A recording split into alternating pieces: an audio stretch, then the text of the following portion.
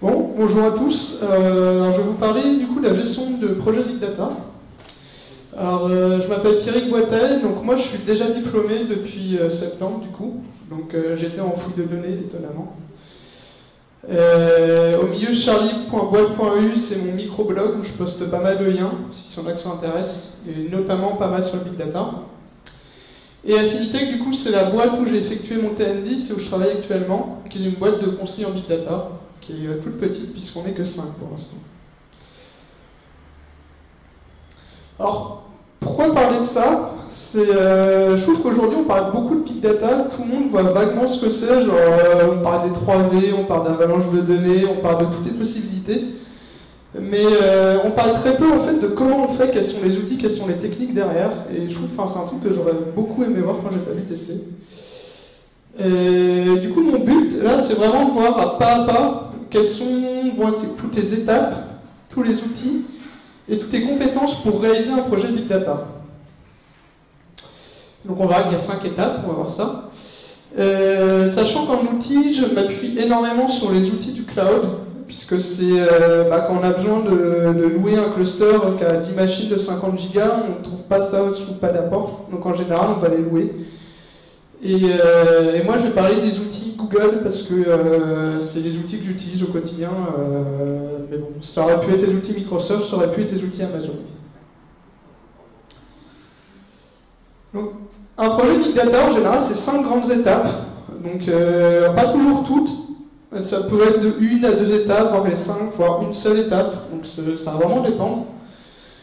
Une première étape qui va être la récupération de données, parce que bon, pour faire du Big Data, il faut les données, donc il faut les récupérer. Le deuxième truc, c'est qu'il faut les stocker, donc soit en base ou en fichier. Ensuite, il va falloir les nettoyer, les enrichir, parce que bon, la donnée, on dira ce qu'on veut, quoi que dise le client, la donnée est sale. C'est un fait. Ensuite, il va falloir l'analyser, donc là, on va parler un peu de machine learning, tout ça. Et la dernière étape, ça va être de lancer des visualisations. Donc première étape, récupération. Alors c'est une étape à laquelle on se soucie peu, en général on se dit que ça va toujours être facile, mais c'est toujours très compliqué. Premièrement parce qu'il y a beaucoup de données, donc déjà pour les récupérer par le réseau, ça veut dire qu'il faut que le client ait une grosse infrastructure réseau, ce qui n'est pas toujours le cas. Et deuxièmement, qui dit grosse boîte dit firewall. Et qui dit firewall dit problème parce qu'il n'y a jamais de port dont on a besoin et quand on demande une ouverture de port c'est 1 semaine et 150 €. Donc en général le plus simple souvent c'est on va chez le client avec un disque dur et on récupère les données et on repart quoi. C'est clairement, mais pas que, donc pas que, il y a des trucs qui vont être, on peut développer une API. Donc c'est là où on va utiliser notamment des outils comme Flask ou AppEngine qui sont des micro-frameworks web. Je pense qu'il y en a pas mal de vous qui connaissent Django, c'est un peu la même chose mais beaucoup plus minimaliste. Ça demande de savoir gérer les structures de données. En général c'est des queues, c'est-à-dire la donnée quand elle arrive en flux continu, le plus simple c'est de gérer en queue, donc toute la donnée entre en queue et puis toutes les minutes par exemple on va dépiler, on prend un gros bloc qu'on upload d'un coup. Ça évite d'uploader des tout petits bouts de données à chaque fois, c'est beaucoup plus simple. Et ça va demander des compétences en réseau aussi, donc que ce soit pour gérer tout ce qui est VPN ou serveur FTP. C'est pour ça que j'ai mis qu'un des outils qu'on utilise beaucoup, c'est le shell. Enfin, le bash, clairement, c'est un truc qu'on utilise partout, toutes les étapes, mais notamment dans cette partie-là. Une fois qu'on a la donnée, il va falloir la stocker du coup. Donc c'est là, alors le premier truc que ça demande, c'est une infrastructure. C'est pour ça que je vous ai parlé du cloud. En général, les boîtes de Big Data fonctionnent beaucoup avec du cloud. Personnellement, on est partenaire avec Google, mais il y en a qui travaillent plus avec Amazon ou avec Microsoft. Et du coup, il va falloir, ensuite, une fois qu'on a l'infrastructure, il va falloir stocker les données, donc que ce soit structuré ou non structuré. Non structuré, typiquement, ça va être tout ce qui est relationnel SQL, et non structuré, plutôt tout ce qui est NoSQL. Sachant que en Big Data, on pense qu'on fait beaucoup de bases de données, mais en général, le plus simple, c'est de travailler avec des fichiers, tout simplement. On prend un fichier, on transforme, on refait un autre fichier. Du coup, ça a demandé beaucoup de compétences en système.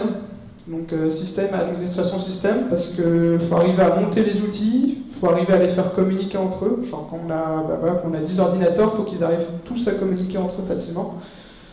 Donc pareil, encore on passe pas mal de temps dans la console pour arriver à régler ça et essayer de trouver pourquoi ça marche pas. Ça a demandé des compétences en indexation. Donc je ne sais pas s'il y en a d'entre vous qui ont peut-être fait LO17, qui est l'UV de l'UTC pour l'indexation, qui va servir essentiellement pour les métadonnées en fait. C'est-à-dire que la donnée brute, en général, on la stocke sous forme de fichiers, et toutes les métadonnées, on va les stocker, on va les indexer, ce qui va permettre de faire des recherches très facilement dessus. Donc pour ça, par exemple, on va utiliser des outils comme Elasticsearch, qui est un moteur de recherche libre. Et ça a demandé des compétences en base de données aussi. Donc NoSQL, donc par exemple MongoDB, on travaille en Cassandra, on fait un peu du HBase. J'ai mis comme Google Cloud Storage aussi, c'est un outil de stockage sur Internet, donc on l'utilise pas mal juste pour stocker des données tout simplement. Et Hadoop, donc, qui est le framework Big Data, en fait, c'est vraiment cet outil-là qui a lancé Big Data il y a 10 ans, et tout ce qu'il y a eu autour, sachant qu'il y a eu un énorme écosystème qui s'est fabriqué autour. Sachant qu'Hadoop, c'est juste simple, on stocke des fichiers de manière distribuée sur un ensemble de serveurs et on lance des traitements dessus, quoi. Maintenant, ça devient un peu une coquille vide, mais c'est encore utilisé. Nettoyage de données. Donc voilà, ce que je disais, la donnée est toujours sale. Donc quoi qu'on dise, en général, 80% du temps, c'est nettoyer la donnée, quoi. Donc quand je dis nettoyer, ça va être formater, ça va être dédoublonner, ça va être faire des jointures. Pourquoi j'ai calé ça, c'est qu'à chaque fois qu'on regarde, c'est soit au bout de 5 ans, le client a changé son format de date au milieu, soit tu t'aperçois qu'il n'utilise pas des clés uniques. Genre, il recycle les clés uniques, c'est un concept assez étrange. Donc c'est une étape assez importante qui prend beaucoup de temps et qui va demander beaucoup de compétences en scripting, parce qu'on va juste prendre la donnée et la transformer. Donc script, ça peut se faire en bash, pareil. On n'y pense pas, mais il y a des outils très très puissants pour faire du scripting en bash et pour traiter la donnée. On peut utiliser Python, qui est pour moi le langage de script par excellence, qui en plus a l'avantage d'être extrêmement polyvalent, c'est-à-dire que si vous l'apprenez pour le script, vous pourrez l'utiliser partout, quoi. Clairement, surtout que 90% des outils Big Data ont une interface Python. Donc à partir de là, c'est un choix assez évident.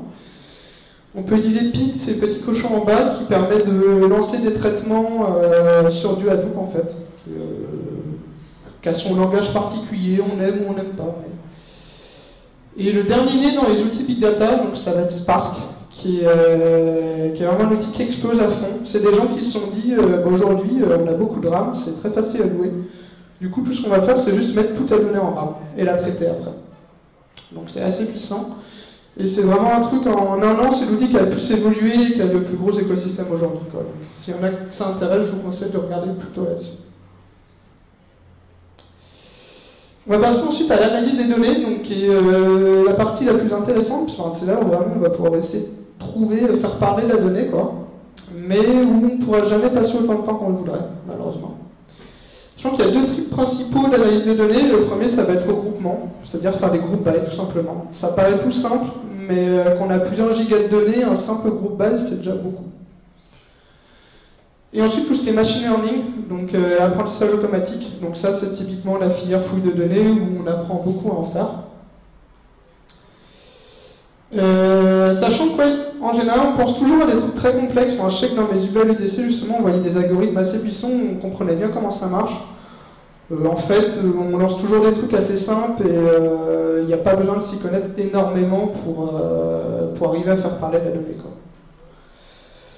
Donc là, ça nécessite des compétences du coup en script, en machine learning. Et donc on va utiliser des outils comme R, qui est le langage statistique machine learning par excellence. On va utiliser des outils comme Maout qui est encore une fois une surcouche de Hadoop pour faire du machine learning. Et encore sinon, on va beaucoup revenir à Python, parce que Python, ça se développe énormément pour tout ce qui est traitement de données scientifiques. C'est en train de remplacer MATLAB et Scilab sur beaucoup de points de vue en fait. Genre, je connais beaucoup de scientifiques qui s'y mettent. Avec notamment d'une part la bibliothèque Panda qui va permettre de faire des data frames, qui est une structure de données, et la bibliothèque Scikit-learn qui est encore une fois une bibliothèque d'apprentissage automatique. et qui est en train d'être de plus en plus utilisé. Donc voilà, pour moi, ce que je pense, c'est que dans 5 ans, 6 ans, j'espère qu'à l'UTC, on apprendra Python plutôt que MATLAB. On verra bien. Ensuite, la dernière étape, du coup, si on va vouloir visualiser nos données, donc étape souvent négligée, mais qui doit être particulièrement soignée, tout simplement parce que c'est ce que voit le client. Ça nous est arrivé dans un projet de faire des super analyses, des trucs vraiment poussés, sauf qu'on a fait des visus très moches et le client n'a pas compris du tout. Donc toujours extrêmement soigner cette étape. Et du coup, c'est là justement on va utiliser des compétences en front-end. Donc notamment, je parlais de polymère tout à l'heure. Et aussi des principes de data visualisation, quoi, parce qu'il faut toujours avoir des idées de la manière de rendre la donnée la plus accessible possible, en fait. C'est souvent des principes bêtes, comme par exemple bannir le camembert, tout simplement. Le camembert est très très dur à comprendre pour l'esprit humain. S'il y en a qui veulent savoir, qui viennent me demander après. Et c'est là où on va utiliser donc, des logiciels donc, polymères dont je parlais, mais aussi d'autres librairies JavaScript comme D3JS ou D3+, qui sont vraiment des librairies pour faire des visualisations interactives très puissantes. Mais aussi des outils plus standards comme Tableau, qui est le seul outil propriétaire dont je parle de toute ma présentation. Il est propriétaire, mais clairement ça vaut. C'est un truc qui est très très puissant pour explorer la donnée avec des tas de fonctionnalités qui peut se brancher à peu près n'importe quelle source de données. Pour finir, donc, je pense que je vais avoir montré que pour travailler dans le big data, il faut vraiment être touche à tout, quoi. Enfin, faut des compétences en réseau, en script, en tout ça. Enfin, il faut vraiment savoir, pas avoir peur de plonger dans plein de domaines différents. Ça nécessite surtout, en fait, c'est de connaître un peu, s'y connaître un peu dans chaque domaine, mais surtout connaître les concepts, en fait, parce que c'est ça qui va permettre de plonger très facilement dans tel ou tel outil. Une fois qu'on a les concepts, l'outil vient très facilement, quoi, clairement. C'est pour ça que je trouve que là, la formation UTC est une très grande force, puisque à UTC, on voit des concepts, on voit pas d'outils. Et clairement, moi, c'est ce qui m'a permis de devenir très très rapidement compétent dans le big data. Voilà, c'est tout ce que je voulais dire. Et sinon, s'il y en a que ça intéresse, ma boîte, on cherche des stagiaires. Donc, s'il y en a qui veulent venir m'en parler après, voilà.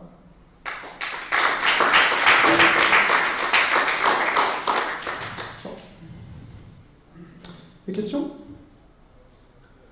as dit que vous étiez partenaire Google. Je voulais savoir si Twitch est un petit peu aussi BigQuery. Oui. Donc, du coup, la question, c'est est-ce qu'on utilise BigQuery? Oui, on utilise beaucoup BigQuery. Donc BigQuery, c'est un outil très puissant pour faire du traitement de données. Donc ça a une interface SQL, mais ça peut facilement stocker plusieurs terras de données, quoi.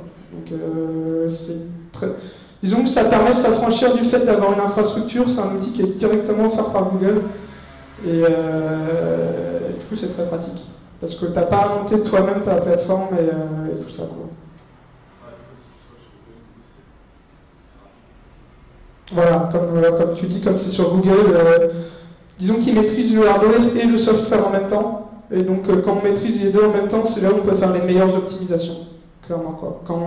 Dès qu'on sépare les deux, on ne pourra jamais arriver à un niveau de précision tel que sur cet outil, quoi. Après, ça reste Google et tous les clients n'ont pas envie de bosser avec Google. Ce qui se comprend entièrement, quoi. Des fois, vous déployez vous-même du Hadoop, du HFS, des choses comme ça? Oui. Alors, est-ce qu'on, du coup, la question c'est est-ce qu'on déploie du Hadoop et du HDFS nous-mêmes? Oui. Alors après, ça dépend ce que tu appelles nous-mêmes. C'est-à-dire que j'ai déployé une fois un truc Hadoop à la main. Clairement, je ne le referai pas. C'est très très chiant. Mais aujourd'hui, tu as des tas d'outils en fait qui permettent d'automatiser ça, quoi. Je pense notamment Google permet de déployer un cluster Hadoop un clic, c'est-à-dire tu scripts quelques trucs en 3 minutes, tu as ton cluster de près. Et après, tu as d'autres outils comme Ambari, Apache Ambari qui est en train de pas mal monter, qui te permet d'installer un cluster Hadoop avec tous les outils dont tu as besoin au-dessus et de monitorer en même temps. Donc je trouve qu'en ce moment, on arrive un peu dans la phase où on met moins les mains dans le cambouis et les trucs deviennent un peu plus automatiques, quoi. Donc d'un côté c'est cool parce qu'on arrive à plus facilement faire des trucs, de l'autre côté il y a plus d'acteurs sur le marché, donc il faut se démarquer plus de la concurrence.